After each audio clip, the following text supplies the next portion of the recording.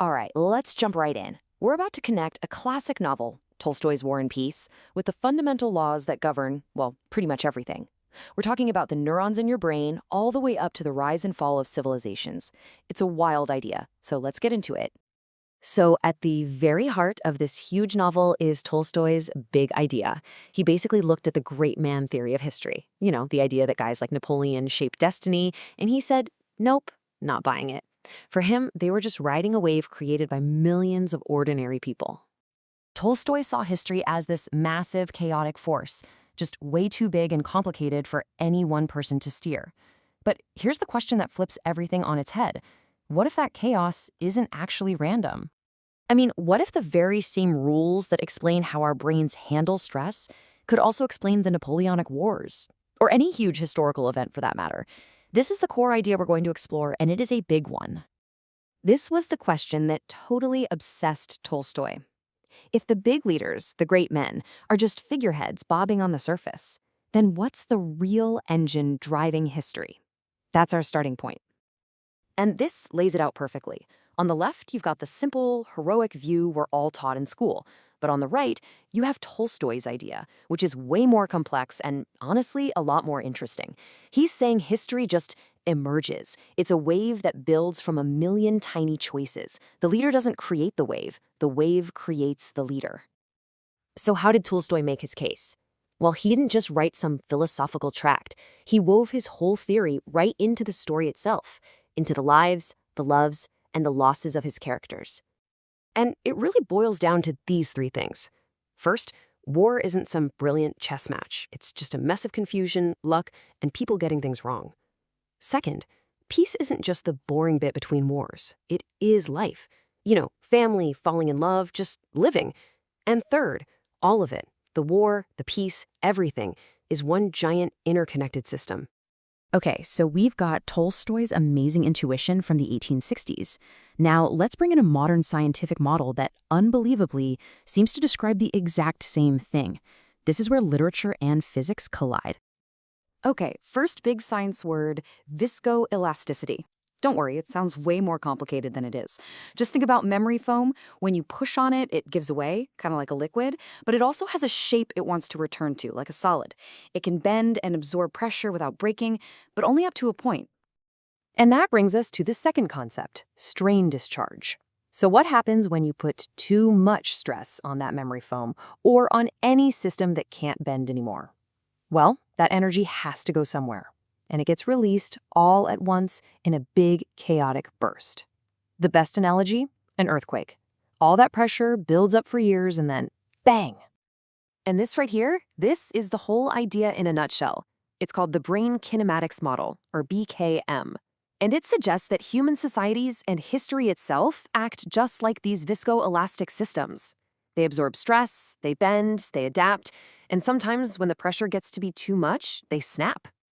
All right, now for the really cool part.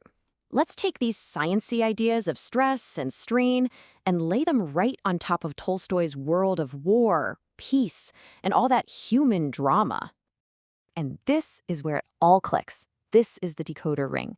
In this new language, Tolstoy's war is just a chaotic strain discharge. It's the earthquake.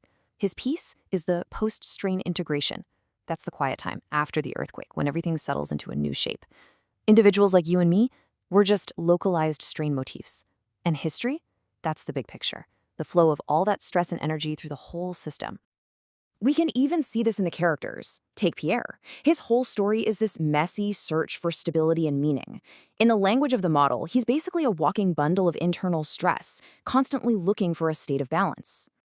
Then you've got Prince Andrei. He starts out as this intense force driven by glory and ambition, pulling everything into his orbit. But after all the trauma of war, that entire system just collapses inward.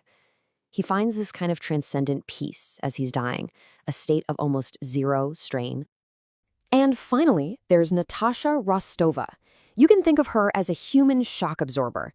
She's the emotional heart of the story. Her presence literally helps stabilize the people around her, absorbing their stress and creating connections when everything else is falling apart. Okay, so this is a fascinating way to read a 150-year-old book, but so what? Well, the claim is much, much bigger than that. The argument is we can use this exact same lens to understand real history. Let's look at the collapse of the Soviet Union.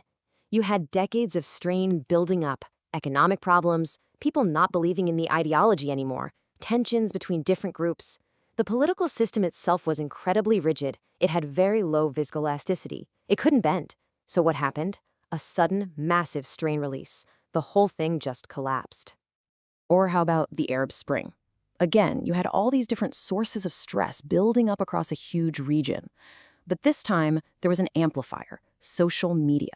It helped sync up all that public anger into one massive wave of strain. In the really rigid countries, the system shattered. In the more flexible ones, they were able to absorb some of that shock. And for a totally different example, think about Brexit.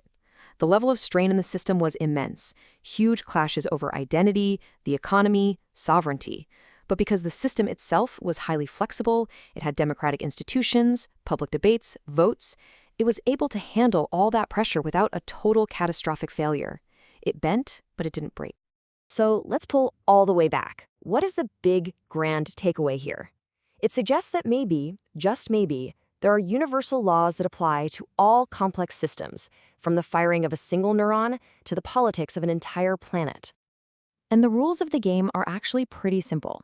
1. Collapse is what happens when stress builds up faster than a system can change. 2. Stability comes from having ways to let off steam, things like elections, protests, public debates. And 3. No system gets a free pass. Everyone has to play by these rules. Which leaves us with one last, really big question. If Tolstoy was right, if history really does operate like a physical system with laws of stress and strain, then what does that mean for us, for you and me? Are we just tiny cogs in a giant machine? Or do our actions, our tiny additions to the collective strain or stability, actually matter? Something to chew on.